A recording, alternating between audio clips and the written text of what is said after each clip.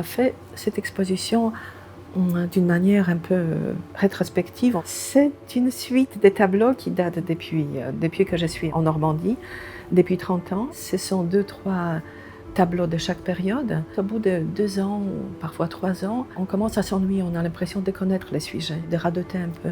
Du coup, il faut changer à ce moment-là, il faut changer de sujet, il faut changer de manière de peindre. Je suis venue en France il y a très longtemps. J'étais encore étudiante aux Beaux-Arts de Varsovie. J'ai prolongé mon séjour et je suis restée aux Beaux-Arts de Paris. J'habitais évidemment dans les petits espaces, dans les chambres de bonne. Et pour faire les grands formats, par exemple, j'étais obligée de prendre les papiers que j'ai déroulés. Je travaillais à l'époque avec beaucoup de matériaux pauvres que je pouvais me procurer, des papiers d'emballage, de la craie, du charbon. Par la suite, j'ai pu avoir la bourse pour aller à la Villa Médicis à Rome, qui était quelque chose d'absolument extraordinaire.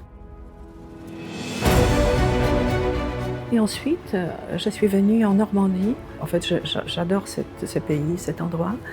Je vis dans un village et en dehors d'un village.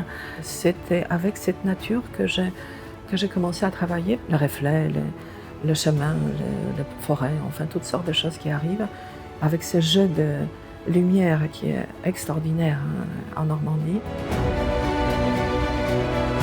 Je peins ce qui m'entoure et ce qui est tellement évident qu'on ne peut pas passer à côté. Pour moi, c'est très important de se sentir, de donner cette ambiance de la nature ou les sensations qu'on a devant la nature, beaucoup plus que de peindre les arbres ou le chemin. Il me semblait impossible de ne pas les mettre dans mes tableaux.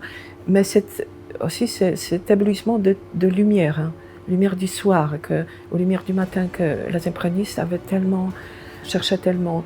J'étais aussi évidemment très très admirative devant toutes ces peintures de peintres du début du XXe siècle que j'ai beaucoup aimé, et post-impressionnistes aussi. Je pense dans mon travail, il y a quand même on peut ressentir cette admiration, cet attachement à ces courants de peinture.